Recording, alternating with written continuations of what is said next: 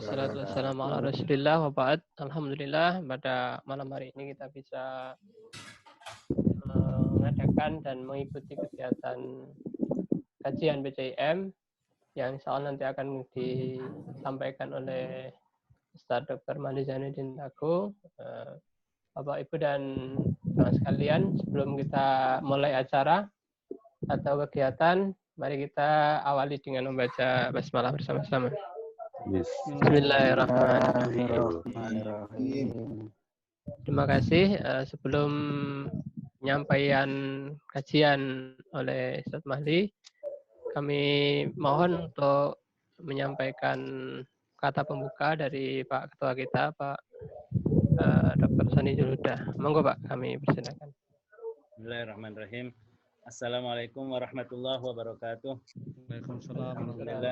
Alhamdulillah. Nahmaduhu wa nasta'inuhu wa nastaghfiruh wa na'udzu billahi min syururi anfusina wa min sayyiati a'malina. May yahdihillahu fala mudhillalah wa may yudlil fala hadiyalah. Salatullah wassalamu ala asyrafil anbiya wal mursalin sayyidina Muhammad sallallahu alaihi wasallam wa ala alihi washabbihi ajmain ma ba'du. Terima kasih Pak Trisno yang telah mengampu kajian online malam ini yang merupakan kajian mungkin ke-6 ya kalau lihat tulisannya itu kajian Majelis Tabligh dan Dakwah yang kali ke-6. Nampaknya skornya susul-susulan sama Majelis Pendidikan ini. Alhamdulillah, fastabiqul khairat.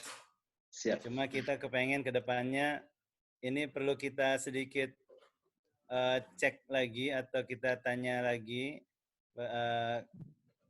bagaimana caranya supaya memperluas audiens.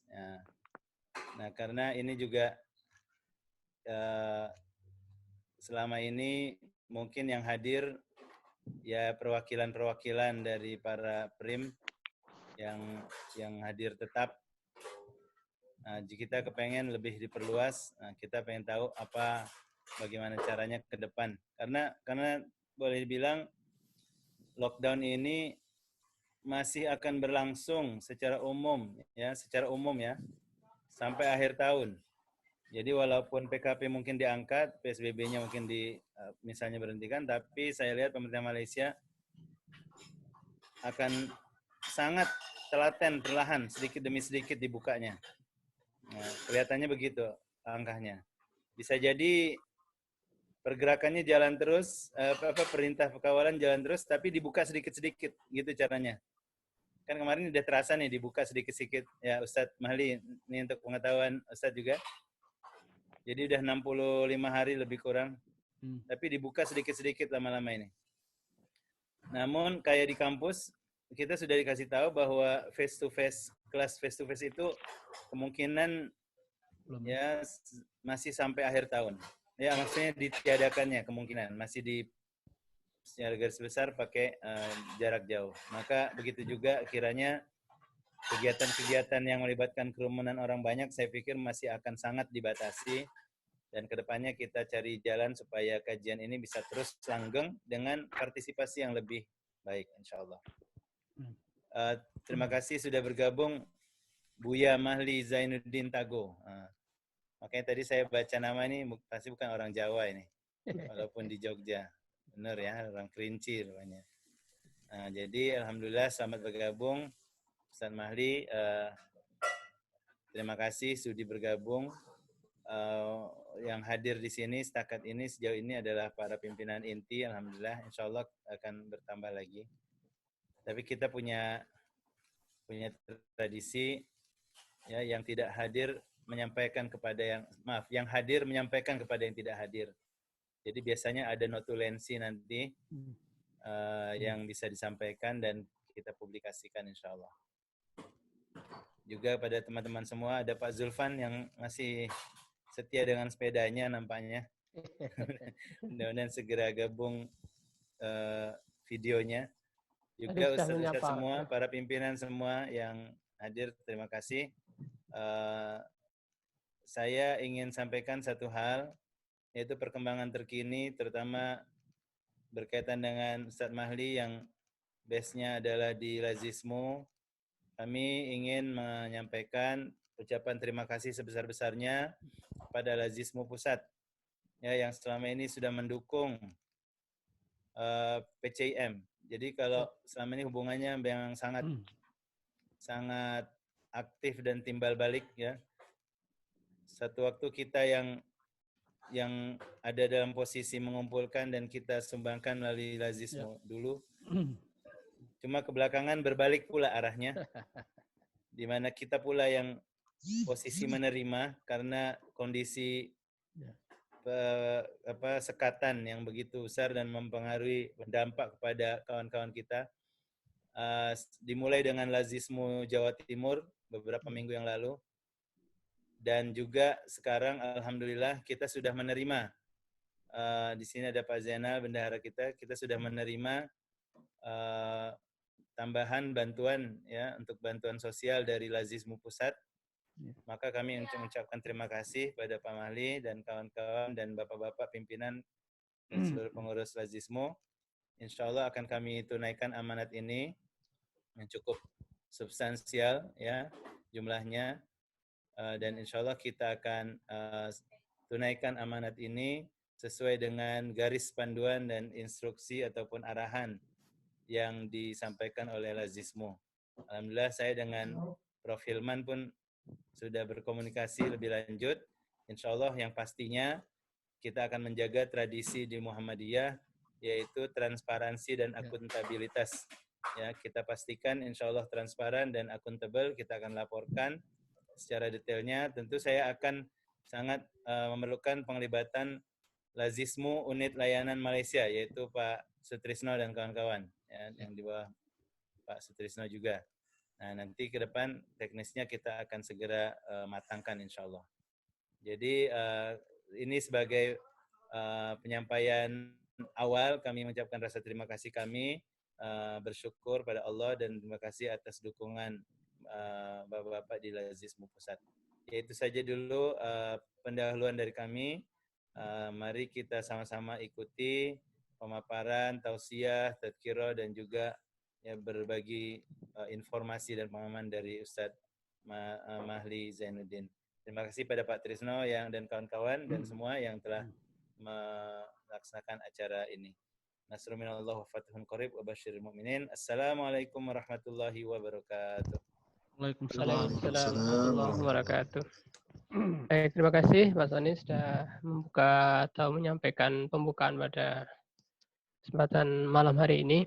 Semoga nanti jamaahnya lebih bertambah lagi. Nanti kita akan sambil informasikan ke grup.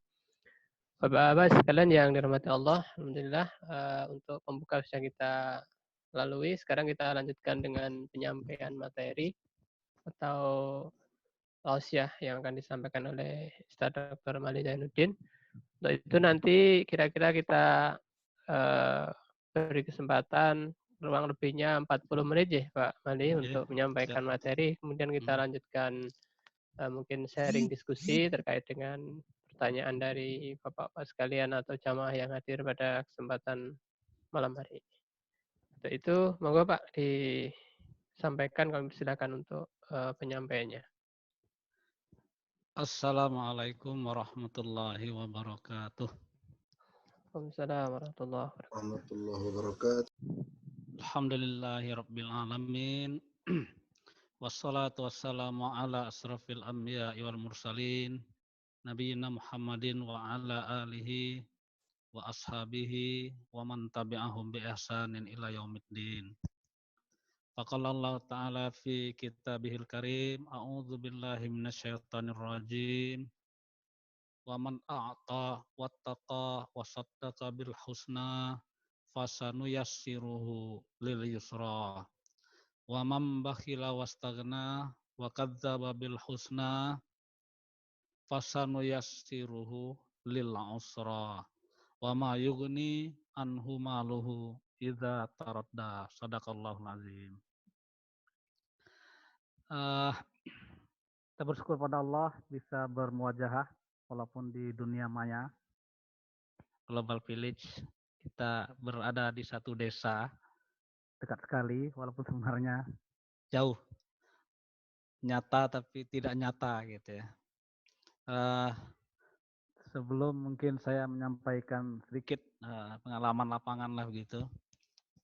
Tentu saya berterima kasih pada teman-teman di PCIM Malaysia, khususnya kepada Pak Ketua, Pak Dr. Sonirul Huda, yang ternyata wong kita ya, satu pulau kita, Pak Soni.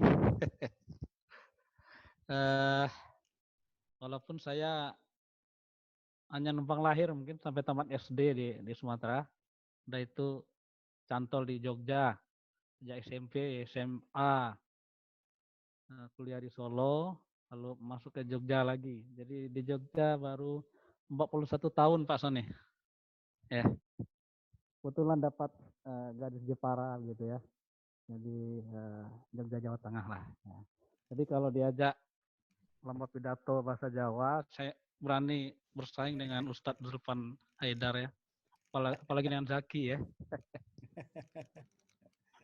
Saya senang sekali bisa hadir di sini ya. Ini atas perintah dari orang baik ini, Mas Trisno ya. Saya sering memanggil dia langsung Tris saja karena dia jadi mahasiswa saya sejak satu ya.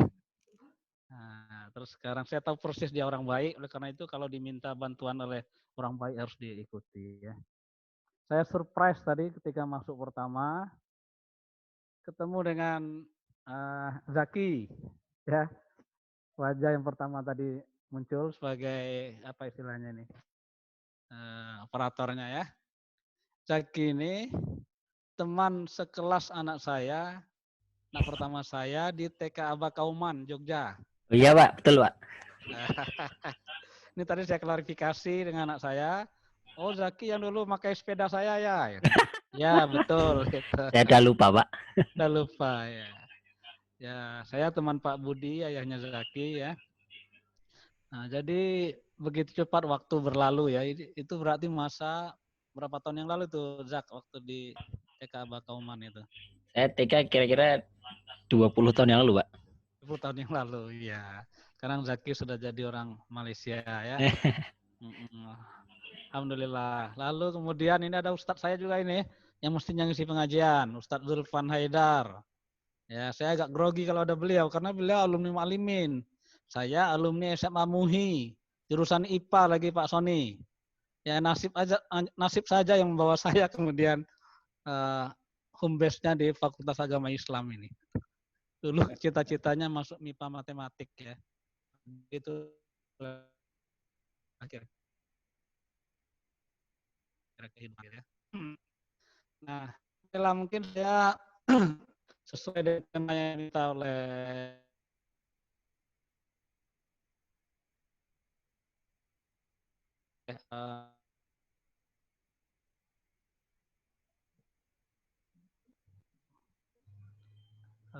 apakah bisa dilihat slide saya? Bisa Pak. Belum ya? Bisa dilihat, bisa. Bisa ya? Saya belum. Saya belum Pak, saya belum. Share screen Pak. Nah, Share screen ya. boleh Pak. Sudah? Ya, sudah mulai muncul. Sudah Sudah mulai muncul ya. Baik.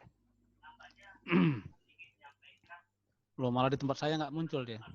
Sebentar, belum ini. Ditunggu, Pak. Tunggu sebentar. Oke. Siap. Oke. Dakwah kemanusiaan Muhammadiyah. Sholat isya sek loh.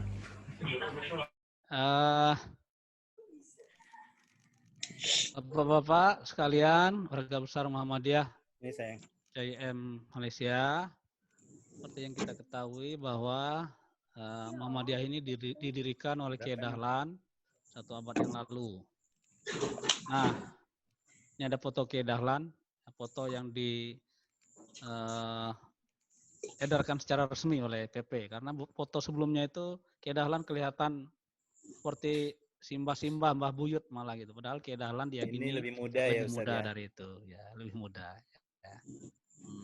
Nah, ketika Kiai Dahlan mendirikan Muhammadiyah, ya kita tahu bahwa pada masa itu ada tokoh yang lain kiai-kiai dan dahlan-dahlan yang lain yang juga mendirikan organisasi, melakukan gerakan-gerakan dalam rangka memajukan masyarakat. Ini saya kira catatan sejarah yang kita sudah tahu semua ya. Tahun 1904, Dr. Sutomo mendirikan Budi Utomo di Surabaya. Tahun 1905, Kiai Haji Samanhudi mendirikan Syarikat Dagang Islam di Solo. Lalu organisasi ini berkembang menjadi organisasi politik di bawah salah satu tokohnya yang sangat terkenal, Haji Umar Said Cokro Aminoto, tahun 1912, pada tahun yang sama dengan berdirinya Muhammadiyah. Itu di Jawa. Kemudian di Minangkabau, kita mengenal ada tokoh yang terkenal, Ahmad Khatib Al-Minangkabawi, yang kritis terhadap kehidupan keagamaan, politik di tanah air, karena dia tidak setuju, lalu beliau berangkat ke Tanah Suci dan tidak pulang ke tanah air. Tokoh yang cukup legendaris, karena beliau menjadi salah satu tujuan dari para penuntut ilmu dari Indonesia. Sehingga kita baca dari sejarah, di antara muridnya adalah Kiai Dahlan, Kiai Haji Hasyim Asy'ari, dan beberapa para mufti di kerajaan-kerajaan di Nusantara pada masa itu. Lalu salah satu dari murid Ahmad Khatib ini adalah Haji Rasul. Nama lengkapnya adalah Dr. Abdul Karim Amrullah, ayah dari Dr. Abdul Malik bin Abdul Karim Amrullah. Haji Rasul ini adalah ayah dari Profesor Hamka, mendirikan organisasi dengan kawan-kawannya bernama Sumatera Tawalib. Lalu di tanah Sunda ada Kiai Haji Abdul Halim di Majalengka yang mendirikan organisasi dengan nama Persatuan Umat Islam Indonesia. Di Bandung ada organisasi besar namanya Persatuan Islam, Persis. Yang kalau kita tidak teliti, kalau kita pergi ke Bandung, itu kita lihat ada sebuah lembaga pendidikan yang simbolnya mirip sekali dengan Muhammadiyah. Matahari bersinar, dua syahadat melingkar, hanya bedanya pada tulisan di tengah. Nah, kalau milik Muhammadiyah ada tulisan Muhammadiyah, yang milik Persis tulisan dalam bahasa Arab, saya nggak hafal persis itu, tapi Persatuan Islam lah kira-kira begitu. Lalu di kalangan orang-orang Arab Indonesia berdiri Ahmad Al-Jami'at Al-Khairiyah, Jami'at Khair, tahun 06. Lalu kemudian organisasi ini cukup kuat waktu itu sehingga berhasil mendatangkan guru ustadz dari Timur Tengah. Salah satu dari ustadznya itu bernama Syekh Ahmad Surkati yang kemudian menjadi sahabat Kiai Dahlan. Dalam perkembangannya Jami'at Khair ini pecah menjadi dua karena satu kelompok yang masih konservatif ingin mempertahankan kearaban mereka, sementara Ahmad Surkati berpikiran maju, kemudian mendirikan organisasi lain yang bernama Al-Irsyad Al-Islamiyah. Di kalangan warga Indonesia keturunan Arab juga ada gerakan politik dipimpin oleh A.R. Baswedan, mendirikan Partai Arab Indonesia. Kalau nggak salah, A.R. Baswedan ini adalah kakek dari Anies Rashid Baswedan, Gubernur Jakarta sekarang. Nah, yang ingin saya sampaikan pada kesempatan ini adalah setelah berlangsung 1 abad kemudian, apa yang terjadi dengan organisasi-organisasi yang ada tersebut? Mulai dari yang pertama tadi itu, Budi Utomo sudah almarhum. Syarikat Dagang Islam sudah berubah menjadi Syarikat Islam, dan Syarikat Islam yang begitu legendaris dulu itu sekarang nyaris tidak terdengar, ya, dan seterusnya. Nah, dalam hal ini kita bersyukur dan perlu mengaji lebih jauh apa rahasianya, kira-kira begitu.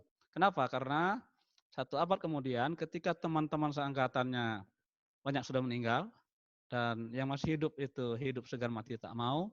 Nah, Muhammadiyah sampai sekarang saya ambil data Muktamar 2015.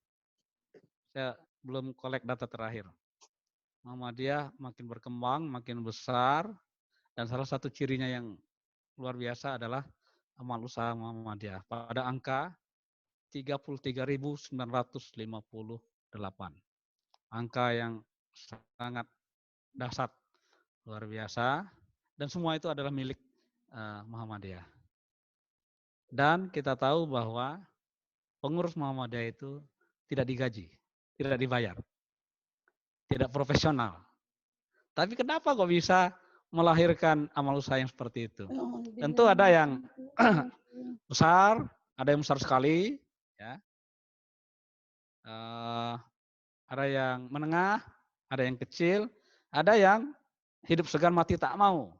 Tapi dari sekian banyak itu, grafiknya adalah makin lama makin meningkat. Bahkan memasuki abad yang kedua. Ya. Sudah mengglobal. Termasuk ada PCIM dan PRIM, PRIM di Malaysia. Nah, oleh karena itu menarik untuk melihat apa sih nilai-nilai dasar yang ditanamkan oleh Kiai Dahlan sebagai pendiri Muhammadiyah, perintis Muhammadiyah, yang kemudian menulari, mempapari generasi beliau sehingga kemudian berkecimpung dalam perserikatan ini sedemikian rupa sampai satu abad kemudian sampai generasi kita ini sehingga perserikatan ini tetap berdiri. Kira-kira itu latar belakangnya. Maka saya mencoba mengambil beberapa poin hal-hal yang menjadi keunikan Kiai Dahlan yang membedakan beliau dengan kiai-kiai dan dahlan-dahlan yang lain. Nah, kira-kira begitu. Baik, yang pertama, saya kira sudah banyak kita tahu bahwa Kiai Dahlan mendekati Al-Quran, belajar Al-Quran dengan orientasi atau tujuan pokok adalah untuk diamalkan. Kita tahu bahwa ada berbagai bentuk penyikapan kita terhadap Al-Quran, penyikapan umat maupun tokohnya terhadap Al-Quran. Ada yang positif, tapi ada juga yang negatif. Yang positif misalnya adalah belajar Al-Quran untuk dilihat aspek-aspek estetikanya, keindahannya. Baik keindahan bacaan maupun keindahan tulisan. Maka ada musabaqah tilawatil Quran. Ada musabaqah khotil Quran. Kalau tidak salah saya melafalkan. Lalu ada dalam rangka untuk dihafalkan. 30 juz ayat-ayat Al-Quran bisa dihafal di luar kepala oleh orang dari berbagai zaman, sejak zaman Nabi sampai sekarang, dari berbagai penjuru dunia. Ini adalah hal-hal positif yang menjadi sisi lain dari keajaiban atau mukjizat dari Al-Quran itu. Itu positif-positif saja. Kalau yang negatif, ya ini yang contoh yang saya tayangkan ini, Al-Quran dijadikan jimat. Potongan-potongan ayat tertentu dari Al-Quran diambil, lalu kemudian dicampur dengan ayat-ayat yang lain, tulisan-tulisan lain, dipasang di atas pintu masuk, yang punya warung di atas pintu utamanya dengan keyakinan warungnya nanti makin laris. Dalam skala tertentu kita melihat beberapa saudara kita menjadikan ayat kursi sebagai jimat itu. Stiker ayat kursi dipasang di atas sepeda motor tanpa tahu artinya, tanpa bisa membacanya, tapi diyakini bisa menyelamatkan penumpangnya dari gangguan. Atau dipasang di atas pintu masuk kamar dan diyakini bahwa setan tidak berani masuk karena sesama setan dilarang saling mengganggu. Nah, itu orientasi orang dalam alumni Timur Tengah itu punya kapasitas untuk memahami dan seterusnya. Maka kita membaca buku-buku tentang sejarah beliau, bagaimana Kiai Dahlan itu punya cara mendekati Al-Quran yang unik. Saya kira beliau terinspirasi juga oleh Al-Quran surat As-Saff, ya, yang berisi ancaman kepada orang-orang yang berhenti pada diskusi, pada bacaan saja. Ya ayyuhalladzina amanu lima taquluna ma la taf'alun. Kabura maqtan indallahi an taqulu ma la taf'alun. Hai orang yang beriman, kenapa kamu suka sekali membicarakan apa-apa yang kamu tidak amalkan? Sangat besar kebencian Allah bagi orang-orang yang omong doang itu. Nah, maka kemudian kita membaca sejarah Kiai Dahlan, cara beliau mendekati Al-Quran itu, yang pertama tahu artinya, karena kebetulan Al-Quran turun dalam bahasa Arab, tidak dalam bahasa Lamongan, tidak dalam bahasa Ogan Pemering Ilir, ya, tapi dalam bahasa Arab. Oleh karena itu kita punya satu tugas penting, yaitu mengetahui artinya. Lebih lanjut mengetahui tafsirnya, dan yang lebih penting lagi adalah tahu maksudnya. Apakah Al-Quran itu diturunkan hanya inform, hanya memberitahu saja, atau sebenarnya ada makna di balik maksud? Ada apa? Ada realitas apa di balik fakta? Nah, kalau kita menggunakan terminologi fenomenologi, ya, ada realitas apa di balik fakta? Jadi karena Al-Quran itu adalah buku petunjuk, maka isinya adalah larangan atau perintah. Nah, kalau itu larangan, ada pertanyaan lanjutnya adalah apakah sudah ditinggalkan. Kalau perintah, apakah sudah dikerjakan. Kalau belum, tidak perlu membawa ayat baru. Ini sebuah paradigma yang unik yang membedakan Kiai Dahlan dengan tokoh-tokoh yang lain pada masa itu, dan bahkan juga mungkin sampai pada masa kita sekarang ini. Maka kita mendengar kisah tentang bagaimana Kiai Dahlan mengajarkan surah Al-Ma'un, yang saya kira tidak perlu saya ulang di sini, di mana diajarkan berbulan pada tahap di mana kemudian berdiri panti-panti asuhan, panti-panti jompo, panti miskin sebagai implementasi amalan daripada Al-Ma'un tersebut. Jadi poin pertama menurut saya yang membedakan Kiai Dahlan dengan kiai-kiai yang lain adalah belajar Al-Quran dengan tujuan pokok adalah untuk diamalkan. Hadirin yang berbahagia, yang saya cintai, poin kedua adalah Kiai Dahlan suka mengamalkan ayat-ayat yang berimplikasi pada kehidupan sosial, bukan personal saja. Kita mungkin kadang-kadang bernazar, ya Allah kalau sertifikasi dosen saya cair gitu. Nah, ini kalau di Indonesia ada serdos ini. Kalau di KL nggak tahu ini Prof. Son nih ada serdos apa enggak gitu ya. Kalau serdos saya turun, ya gimana? Bang Soni ada ya serdos di sini nggak ada serdos, Ustadz. Nah, tapi lebih besar dari serdos ya. Tapi lebih tinggi dari Cerdas. Semua sudah langsung aja otomatis disertifikasi. Otomatis ya. Ya. Nah, kadang-kadang kita bernazar ini. Ya Allah, kalau serdos saya cair, maka saya akan baca Quluhu 1000 kali. Baca Al-Falaq 2000 kali. Baca An-Nas 3000 kali. Baca apalagi Al-Ikhlas, ayat kursi 10.000 kali. Ya, baik-baik saja, tapi yakinlah bahwa itu tidak ada dampak sosialnya. Kan berbeda apabila kalau serdos saya cair, maka saya akan transfer ke lazismu. Nah, nanti lazismu dengan catatan khusus akan diminta dikirim ke PCIM Malaysia. Maka insya Allah akan ada dampak sosialnya. Nah, kira-kira begitu. Jadi Kiai Dahlan itu suka mengamalkan ayat-ayat sosial dalam tanda petik atau suka berbagi. Nah, kenapa demikian? Karena kalau kita baca buku karangan dari Mbah Buyut dari Zaki ya, Kiai Hajid, tentang ayat-ayat Kiai Dahlan itu, antara ayat yang beliau paling sering baca dan sering beliau ajarkan di samping Al-Ma'un itu adalah At-Taubah ayat 34.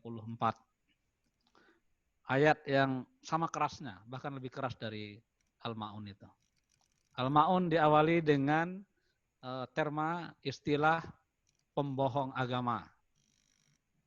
Nah, ini nanti bukan hanya istilah, tapi ancaman yang nyata bagi orang-orang yang kikir akan diberi azab. Taubah ayat 34. A'udzubillahi minasyaitonirrajim. Ya ayyuhalladzina amanu inna katsiran minal ahbar warruhban la ya'kuluna amwalan nasi bil batil wa yasudduna an sabilillah. Wahai orang yang beriman, ada banyak para pendeta, para rabi makan harta umat secara batil dan menghalangi mereka dari jalan Allah.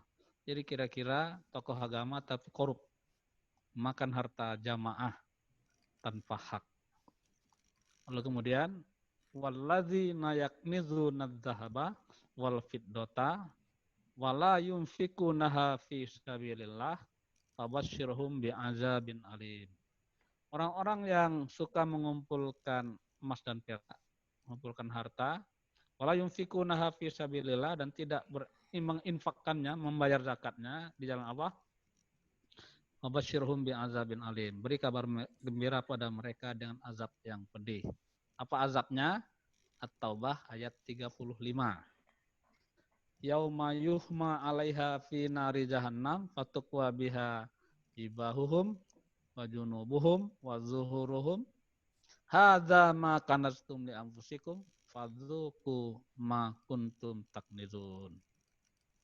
Dari kiamat itu nanti dipanaskan emas perak di dalam neraka jahanam, lalu dibakar dengan emas perak yang dipanaskan itu dahi, lambung, dan punggung mereka. Lalu dikatakan kepada mereka, inilah harta bendamu yang kamu simpan untuk dirimu sendiri. Tidak dibayarkan zakatnya. Maka rasakanlah sekarang akibat dari apa yang kamu simpan itu. Ayat ini keras sekali, ya, ancaman langsung gitu. Dan Kiai Dahlan suka sekali membaca ayat ini. Jadi kita bisa bayangkan orang seperti apa beliau.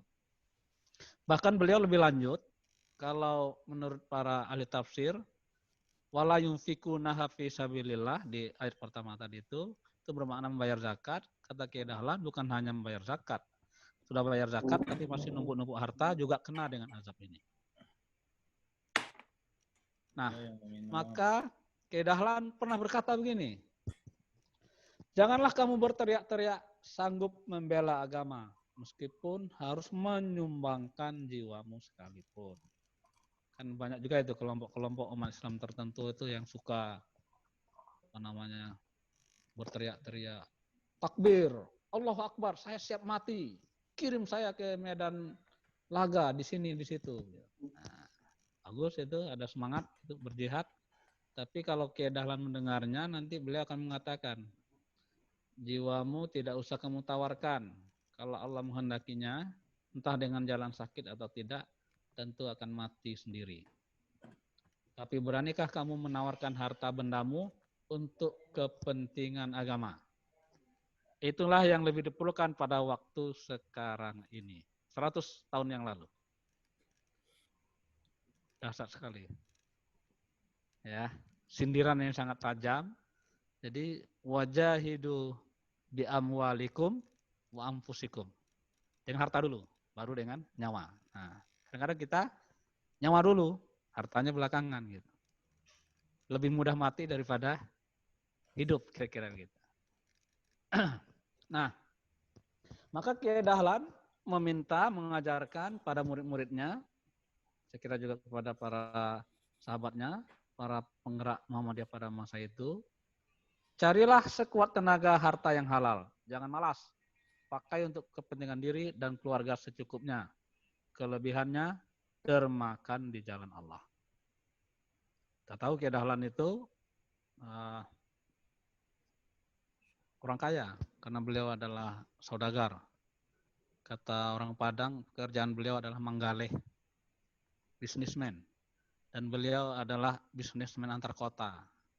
Dengan komoditas pokok adalah batik ya. Jadi kelas menengah beliau, mungkin kelas atas juga untuk masa itu. Nah, karena untuk bisa berbagi itu memang harus punya kelebihan. Seperti matahari selalu menyinari tanpa berharap untuk kembali. Jadi bahwa simbol Muhammadiyah itu adalah matahari, mungkin bukan kebetulan ya. Tapi memang semangat suka berbagi itu yang ingin diambil dari matahari tersebut. Nah, ternyata orang yang dermawan itu nanti akan melahirkan siklus amal saleh. Ya. Orang yang pelit ya punya paradigma bahwa semakin banyak yang dikeluarkan makin habis harta kita. Padahal ternyata orang yang dermawan itu nanti justru akan bertambah hartanya. Inilah mungkin semangat yang menurut saya terdapat pada Al-Quran surat Al-Lail yang saya baca pada awal dari ceramah ini tadi ya. Waman a'ta wattaqa wa saddaqa bil husna fasanuyassiruhu lil yusra. Orang yang suka berbagi, orang yang bertakwa, meyakini akan akan balasan surga al-husna, fasanuyassiruhu lil yusra. Akan dimudahkan ke jalan yang mudah. Sementara orang yang pelit, medit, metitit, akan dimudahkan ke jalan yang sulit. Nah, maka aktivis Muhammadiyah itu insya Allah termasuk bapak-bapak yang ada di Malaysia itu adalah orang yang suka berbagi. Karena suka berbagi maka insya Allah rezekinya bertambah. Dan kemudian ketika rezeki bertambah, berbaginya makin banyak. Berbagi lagi dan seterusnya. Sehingga kemudian inilah yang membuat kemudian muncul amal-amal usaha yang jumlahnya seperti tadi saya nukilkan di awal tadi. 32.000 lebih amal usaha. Bapak sekalian yang saya hormati, saya punya ilustrasi sebenarnya tentang bagaimana di berbagai kebetulan tempat ranting, cabang atau daerah yang berkembang itu pasti ada orang-orang yang suka berbagi ini. Pada berbagai level, baik tingkat ranting, apalagi tingkat ranting, itu ada banyak orang-orang yang pahlawan-pahlawan yang suka berbagi dan tidak mau disebutkan namanya. Ya, yang kemudian membuat suburnya amal usaha tersebut. Saya akan beri ilustrasi tentang Pak Ponijo, tapi kalau ini saya ceritakan agak panjang nih ceritanya, mungkin kita lewatkan dulu. Kita lanjut ke poin berikutnya, karena kita akan lebih banyak bicara yang di belakang nanti, tentang Maluku gitu Mas Tris ya, tentang dakwah kemanusiaan di Maluku. Nah yang berikutnya, Kedahlan itu, menurut saya adalah beliau itu punya sikap tidak merasa paling benar. Beliau suka berbagi, yaitu berbagi ilmu, berdiskusi. Nah, salah satu godaan bagi orang pintar, guru besar mungkin ya, doktor dan sebagainya, syekh itu adalah merasa paling menguasai sesuatu, susah menerima pendapat orang lain. Nah, Kedahlan itu suka berbagi ilmu, suka berdiskusi, sampai diskusinya itu teman diskusinya dalam sejarah dicatat termasuk dengan para pendeta pada masa itu. Para pendeta bule, ya, panlit dan pan-pan yang lain, para misionaris pada waktu itu menjadi teman diskusi Kedahlan. Nah, kita melihat Kedahlan berdiskusi dengan tulisan juga, karena beliau kemudian merintis berdirinya Suara Muhammadiyah. Itu semua semata-mata untuk kebenaran dan kebaikan Islam. Nah, itu antara lain terlihat pada cerita tentang pelurusan arah kiblat Masjid Gede Kauman pada masa itu. Kata Kedahlan, para pemimpin agama mengambil keputusan sendiri, tidak mau saling benar.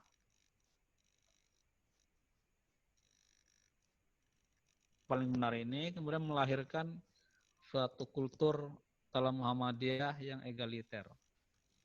Kepemimpinan kolektif, tidak ada hierarkis. Ya.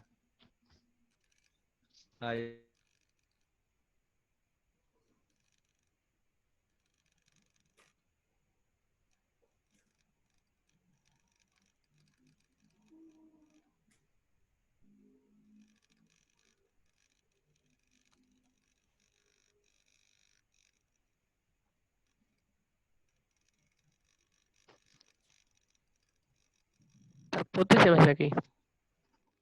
Bukan terputus, Pak. Beliau unmute. Nah itu. Oh, Sudah kepencet. terdengar suara saya? Sudah kedengeran, Pak? Tadi mungkin terpencet. Terpencet unmute tadi. Enggak, saya enggak mencet. Mungkin karena 40 menit ya punya saya berhenti. Enggak. Enggak ya. Oke. Ya. Baik, kita lanjutkan lagi. Lanjut, Pak. Monggo. Go. Ya. Monggo. Lanjut. Ya.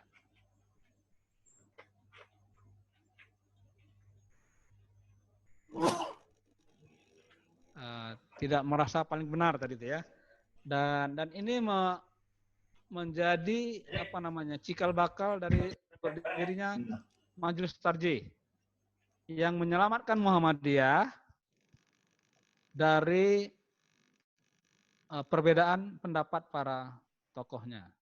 Kita lihat ada banyak organisasi lain di mana perpecahan terjadi karena para tokohnya egois, mempertahankan pendapat sendiri, dan ketika kalah dalam suatu forum kemudian mendirikan organisasi tandingan. Insya Allah dalam Muhammadiyah tidak ada namanya muktamar tandingan atau tanwir tandingan atau muscap BCIM Malaysia tandingan ini. Insya Allah tidak ada.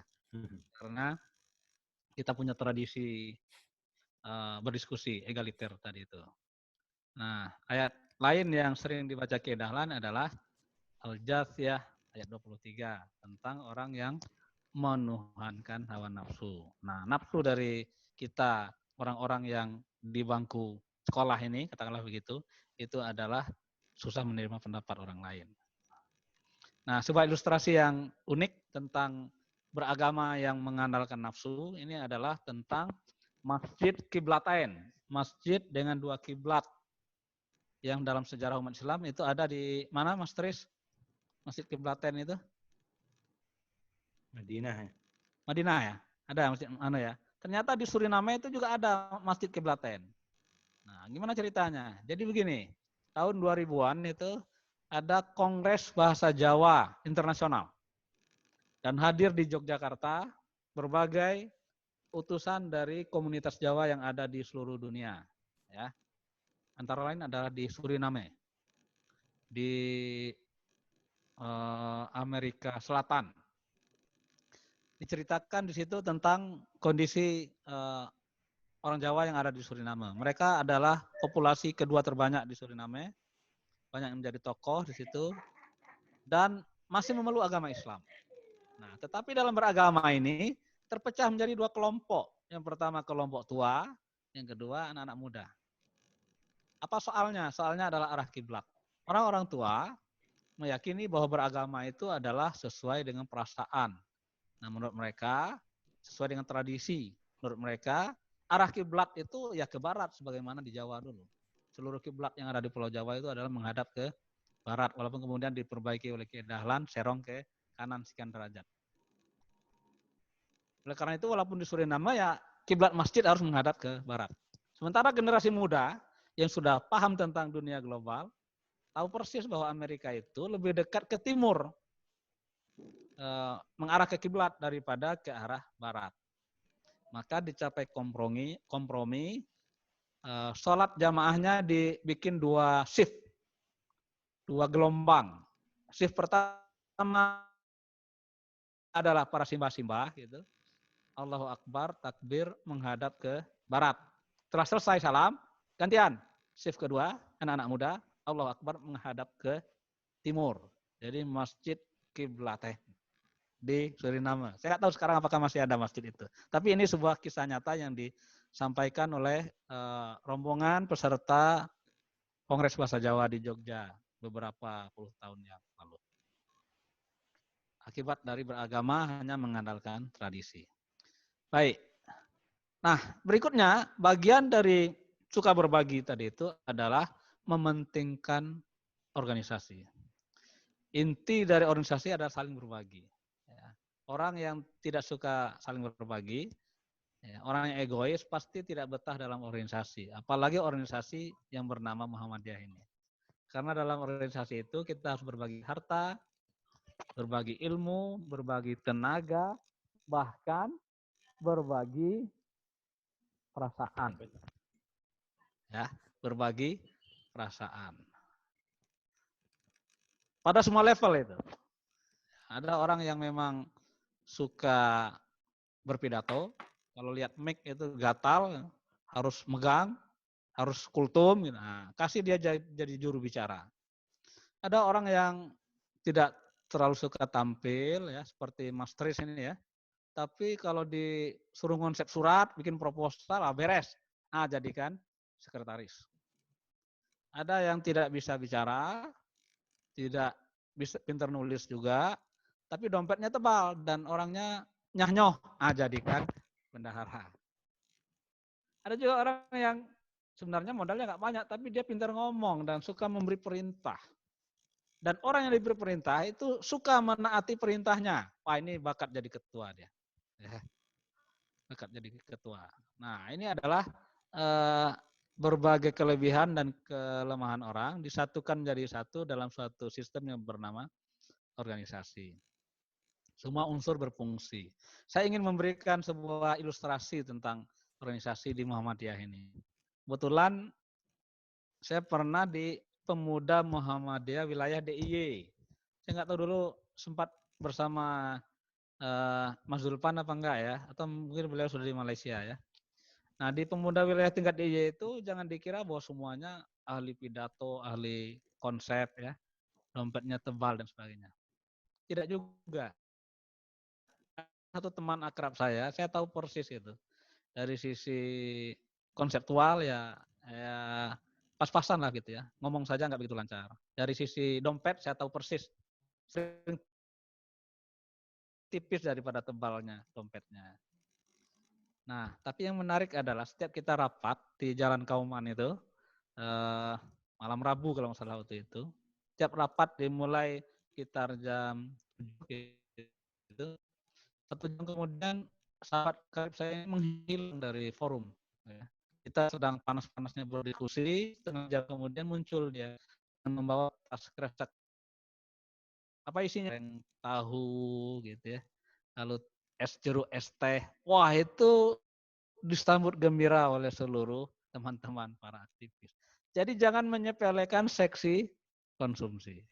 Walaupun dia tidak bisa ngomong, tidak bisa konsep, dan seterusnya.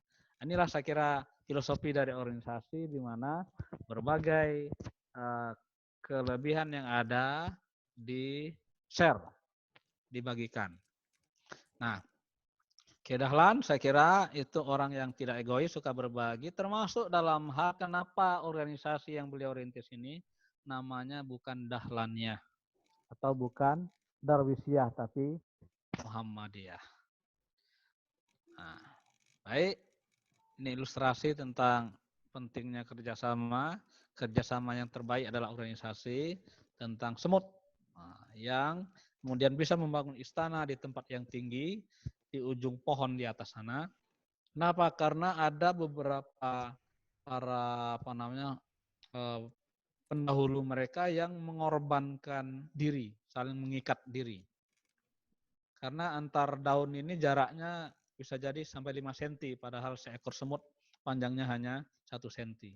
Lalu beberapa puluh ekor semut saling mengikat diri dan kemudian ikhlas diinjak oleh semut-semut berikutnya, oleh ratusan ribuan semut yang mengangkut berbagai logistik sedemikian rupa, maka kemudian mereka bisa membangun istana di tempat yang paling indah di atas pohon sana. Ilustrasi yang lain adalah panjat pinang.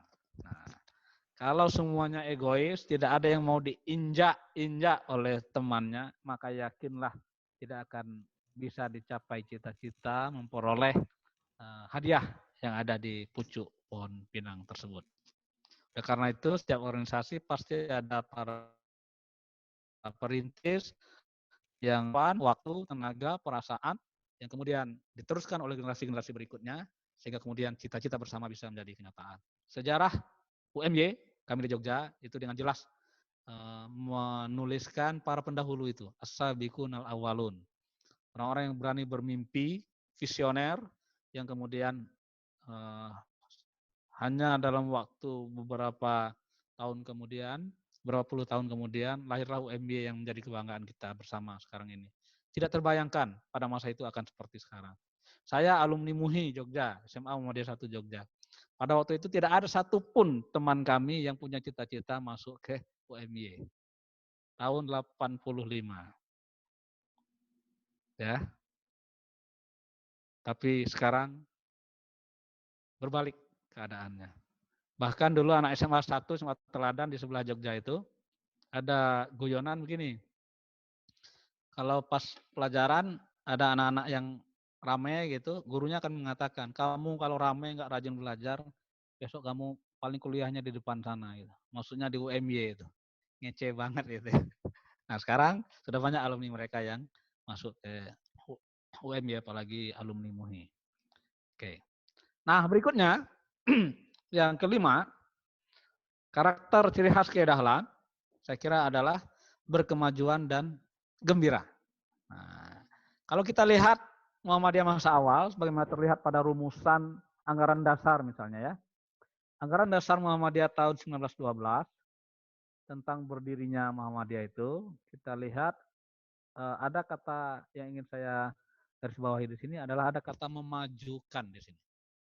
Yaitu itu adalah menyebarkan pengajaran agama Kanjeng Nabi Muhammad kepada penduduk Bumi Putra dalam residensi Yogyakarta. Jadi dulu Muhammadiyah ini tahun 12 pertama berdirinya adalah untuk plat AB saja, untuk Jogja saja. Lalu kemudian pada tahun berikutnya menjadi nasional. Memajukan hal agama.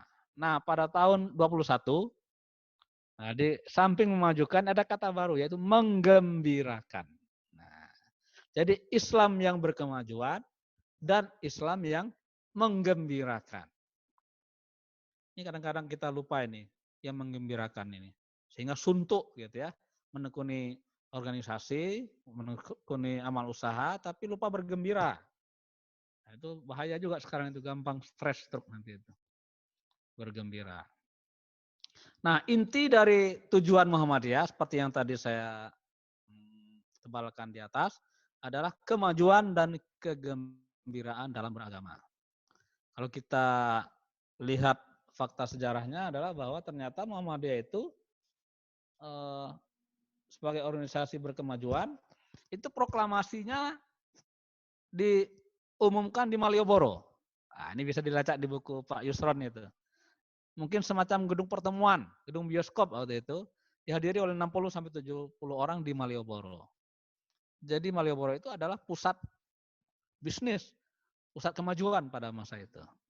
Lalu kepemimpinan bersifat rasional, ya, organisasinya memanfaatkan ilmu pengetahuan, ada ilmu manajemen, ilmu administrasi, ilmu akuntansi, dimanfaatkan pada masa itu. Dalam bidang pendidikan kita tahu semua, di dalam merintis madrasah yang merupakan gabungan dari pesantren yang hanya mengajarkan ilmu agama pada masa itu dan sekolah yang hanya mengajarkan ilmu umum.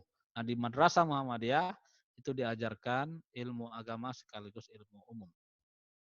Islam yang gembira. Kita yakini bahwa Muhammadiyah itu sebagai penghantar para aktivisnya untuk masuk ke surga. Bisa dibaca pada kepribadian atau mukadimah ya, saya nggak hafal juga.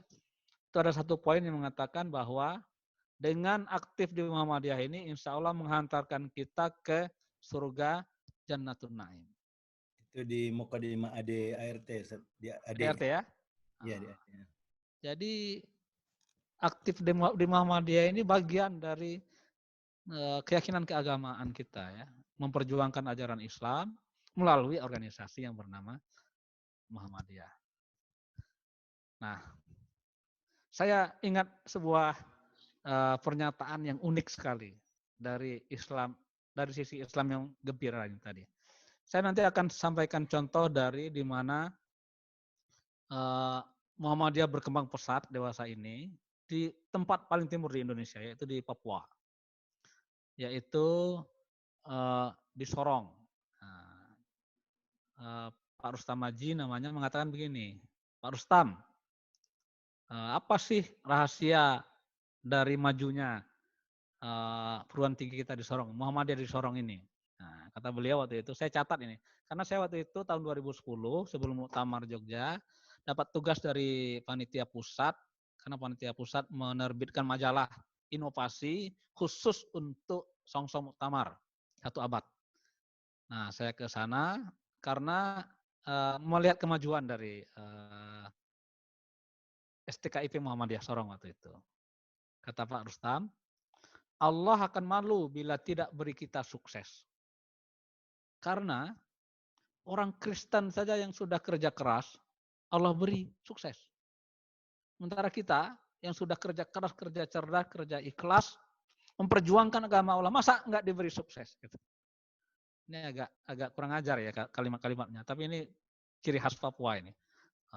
Apa adanya.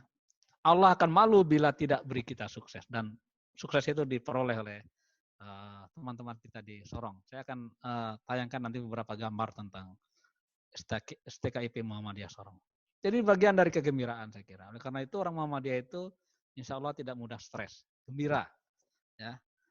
Nah, kenapa? Karena kalaupun harus mengeluarkan dana pribadi misalnya, tetap gembira karena yakin bahwa nanti akan diganti oleh Allah gitu.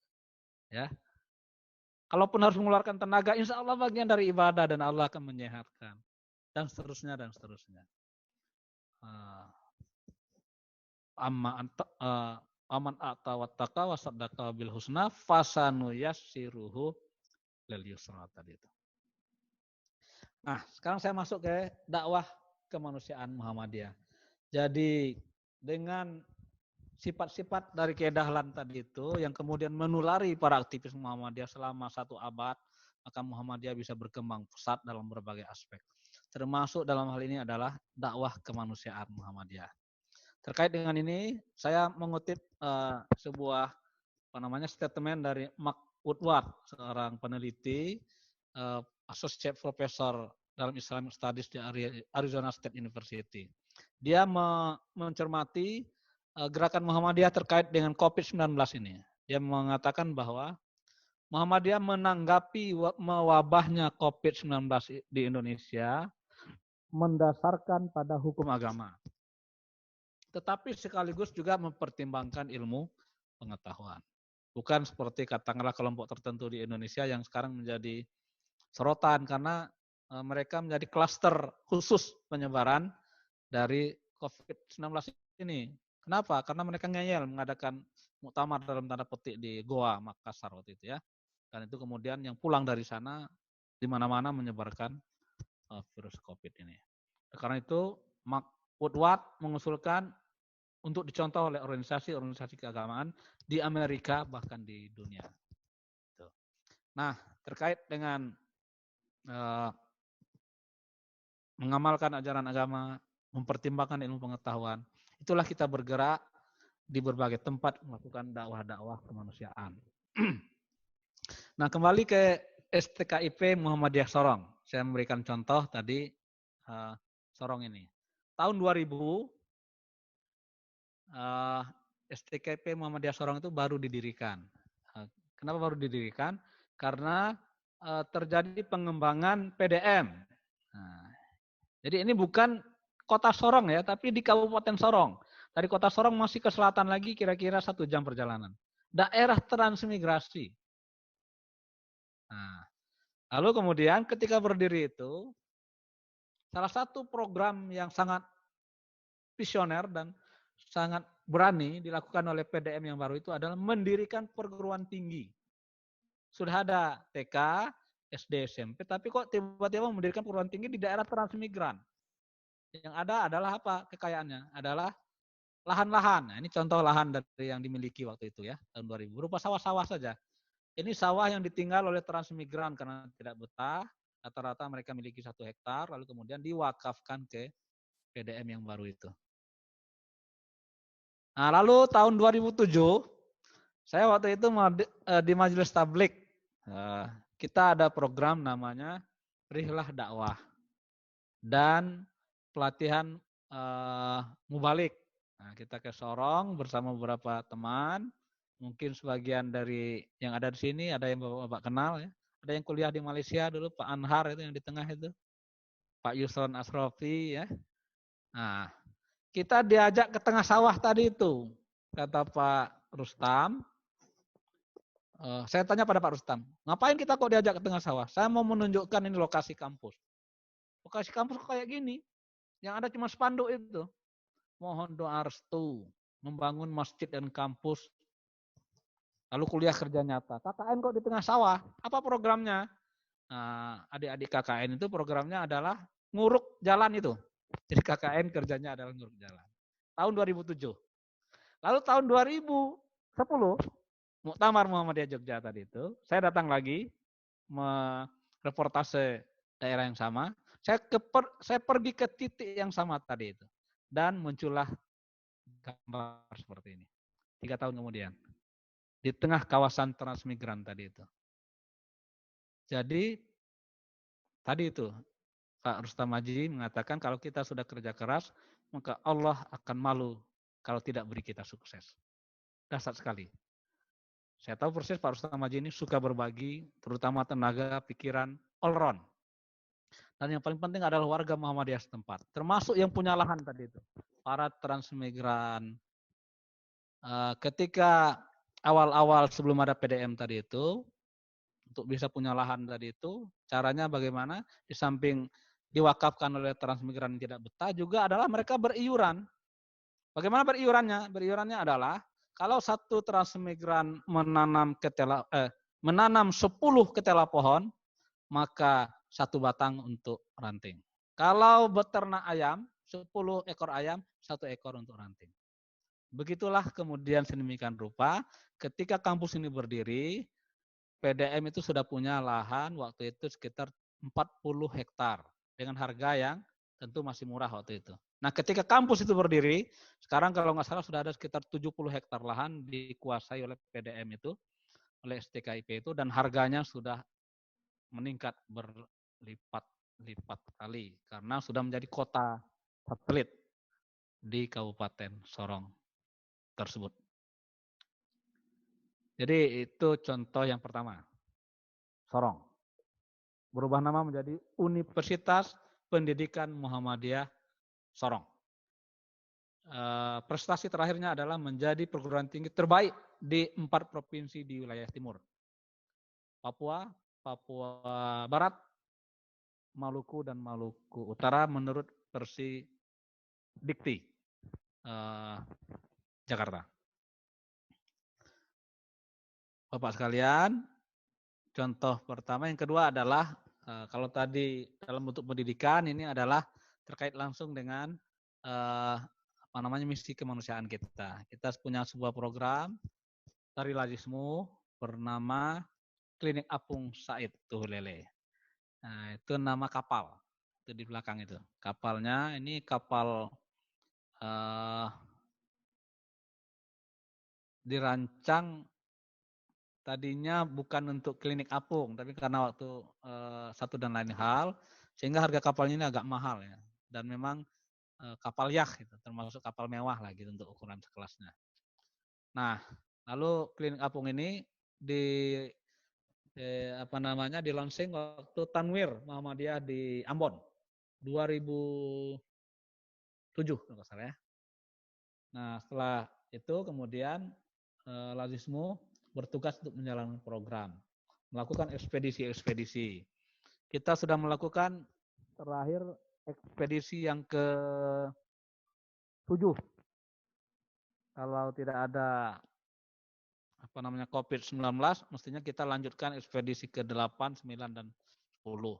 Ini titik-titik yang kita sasar di sana, ya. Sebagian dari program kita waktu ekspedisi tahun 2019, kebetulan saya diminta oleh teman-teman untuk memimpin ekspedisi itu, saya dapat hibah dana dari Basnas di 3 ekspedisi. Yang pertama di Pulau Haruku, Pulau Seram, Pulau Buano, dan Pulau Saparua. Nah, aktivitas yang dilakukan adalah pemeriksaan kesehatan, pengobatan gratis, pembagian paket sembako, membangun sekolah-sekolah yang memang memprihatinkan. Kita di sana menemukan ada banyak laskar pelangi. Gedungnya yang tidak layak, dan kemudian mendapat bantuan dari program ini. Bantuan solar cell untuk rumah ibadah, bantuan pemberdayaan petani, dan mubalik hijrah saat Ramadan. Ini waktu itu kita dapat dana dari Basnas sekitar 1 M. Lalu kita kembangkan menjadi sekitar 1,2 M untuk ekspedisi Klinik Apung Said Tuhulele untuk Maluku ini. Nah, ini para penerima manfaat dari ekspedisi Klinik Apung Saiful Lele ini. Itu ada angkanya di situ ya. 532 jiwa.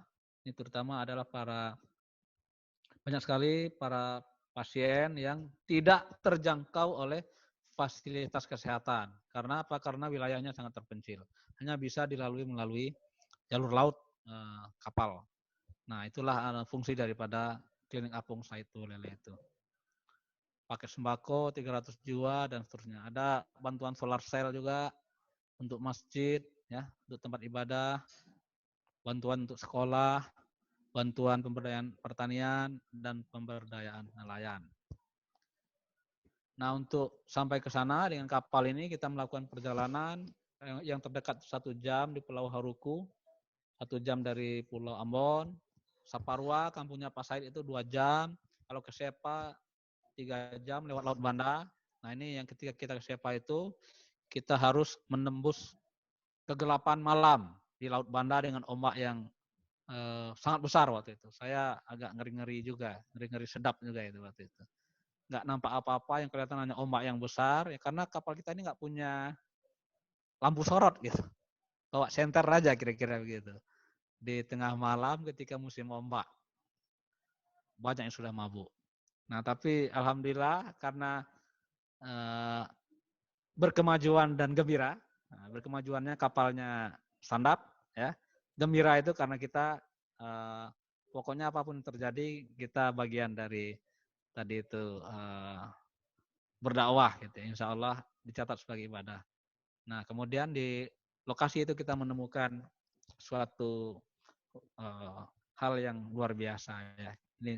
Ini salah satu tempat namanya di Dusun Hehua, Pulau Boano, Pulau Seram bagian barat. Dari Ambon itu tidak ada transportasi langsung, ya. Karena kita punya kapal, kita bisa naik kapal sendiri itu dengan speed yang cepat itu. Kapal tadi itu sekitar 4 jam naik kapal. Sangat terpencil, dan ini adalah komunitas muslim di tepi pantai. Kapal tidak bisa merapat, harus naik perahu. Itu perkampungannya di sana. Nah, harus turun dari perahu. Ini sekretaris Lazismu ketika turun dari kapal dan kemudian naik perahu kecil untuk mendarat. Inilah kondisi real dari saudara-saudara kita di daerah 3T. Jadi program Klinik Apung ini memang menyasar kawasan 3T, terjauh, termiskin, apalagi terluar kira-kira begitu ya. Sehingga kedatangan kita itu betul-betul dirasakan manfaatnya. Memang program ini bersifat karitatif, tapi kenyataannya memang mereka sangat membutuhkan hal tersebut ya. Meskipun ada aspek-aspek tertentu dari program kita itu yang bersifat pemberdayaan. Nah, ini masyarakat yang antri untuk pemeriksaan kesehatan ya, dan pembagian sembako. Ya. Kita merekrut para dokter untuk setiap ekspedisi itu, kita kerjasama dengan Fakultas Kedokteran untuk beberapa PTM ya. Menariknya lagi ternyata para dokter itu waktu ekspedisi ke yang pertama itu saya share ke teman-teman FKUMY. Kita hanya butuh 3 orang dokter yang daftar 16 orang ingin ikut dengan program ini. Jadi sebenarnya ada banyak potensi yang bisa kita sinergikan. Dan Lazismu dengan Klinik Apung ini salah satunya dengan itu tadi. Jadi kegiatannya terkait dengan kesehatan, kita kerjasama dengan Fakultas Kedokteran. Lalu berikutnya dengan FKIK UM Jakarta, UM Malang gitu ya. Kita bergilir menjalankan program ini. Nah, ketika tim kesehatan bergembira melayani para orang-orang tua, para pasien, nah saya di mana-mana suka bertemu dengan unyil-unyil ya. Anak-anak kita, cucu-cucu kita di berbagai kawasan tersebut. Bahkan kita menembus batas primordialisme. Nah, ini sempat kontroversi juga karena kita juga membantu gereja untuk apa? Untuk penerangan. Jadi ada gereja yang di pelosok yang tidak punya lampu. Ini gereja korban konflik Ambon waktu itu. Kita datang ke sana memberi bantuan berupa solar cell. Tapi ini tentu saja setelah melalui diskusi dengan Dewan Syariah Lazismu Pusat. Jadi ini boleh disalurkan untuk para mu'alaf. Kita anggap beliau-beliau itu adalah para mu'alaf yang belum masuk Islam tapi diharapkan nanti lunak hatinya terhadap dakwah yang kita lakukan. Untuk sampai ke sini kita jalan kaki lumayan jauh, menyeberangi sungai yang tidak ada jembatannya dan seterusnya. Ini Mas Agus Edi Santoso almarhum yang baru saja meninggal, yang sangat nampak sekali kegembiraan beliau ketika sampai ke tempat-tempat yang jauh itu. Nah, tentu saja kita menikmati keindahan kampung halaman. Ya, Bang Sony, Bapak yang ada di Malaysia, kalau nanti berminat bisa bergabung, kita ketemu di Ambon dan kita akan sampai di pantai dengan pasir putih, air yang jernih. Ini adalah kampung halaman Pak Said Tuhulele. Masya Allah. Kapal itu. Indah. Dan ada banyak pantai-pantai indah di Ambon itu. Jadi pulau-pulau kecil dengan pantai yang luar biasa dahsyat. Ini menjadi hiburan tersendiri bagi kita. Nah, terakhir kemarin tanggal 19 ya. Kemarin kita menyelenggarakan launching ya, dakwah kemanusiaan tiada henti, yaitu dalam bentuk program melawan COVID ini. Walaupun ada pihak yang mengatakan berdamai dengan COVID, Muhammadiyah tetap bertekad melawan COVID karena COVID-nya tidak mau berdamai dengan kita, ya, melawan COVID. Nah, kita sudah menyelenggarakan kegiatan-kegiatan secara nasional. Ini bisa dilihat angkanya. Dana yang terhimpun 21 M, yang sudah tersalurkan 18 M, termasuk sebagian yang sampai ke PCIM Malaysia. Ya. Alhamdulillah. Nah, lalu silakan bisa dibaca nanti ya. Insya Allah sudah banyak yang bisa kita lakukan. Dan ada banyak mitra yang bekerja sama dengan kita. Bahkan ini ada Kompas TV yang menyelenggarakan konser Didi Kempot, Ambiar. Ya, itu sangat fenomenal di tanah air. Itu 2 M dananya disalurkan melalui Lazismu. Wardah, kitabisa.com, Alfamart, Bank Mega, BPKH, dan terusnya. Artinya berbagai mitra makin percaya dengan kita dan kita menjalankannya dengan optimal.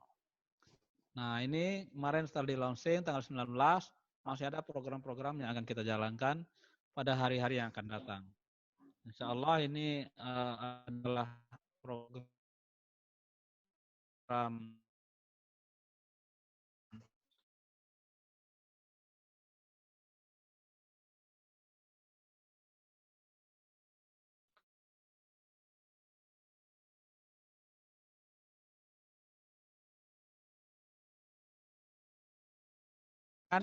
dana ke MC3 dari umat, dana dimasukkan ke Lazismu terkait dengan COVID-19 itu Muhammadiyah sudah membentuk MCCC, Muhammadiyah COVID-19 Common Center, yang akan menyalurkan dana itu untuk umat. 2M, sudah 5M yang kita salurkan melalui MC3 tersebut. Nah, saya kira itulah beberapa yang bisa saya ceritakan. Ya, sekali lagi tidak bermaksud untuk memberikan nasihat, tapi pengalaman lapangan saja bahwa insya Allah kita sudah bergerak dengan bergembira dan berkemajuan. Dan dengan saling berbagi cerita ini, insya Allah kita makin saling menguatkan. Nah, itu saja saya kira, Mas Tris, ya, yang bisa saya sampaikan. Terima kasih atas perhatian Bapak sekalian. Insya Allah kita masih tetap akan bergerak karena virus ini nampaknya akan membutuh energi kita lebih panjang lagi. Nun, Wassalamualaikum warahmatullahi wabarakatuh.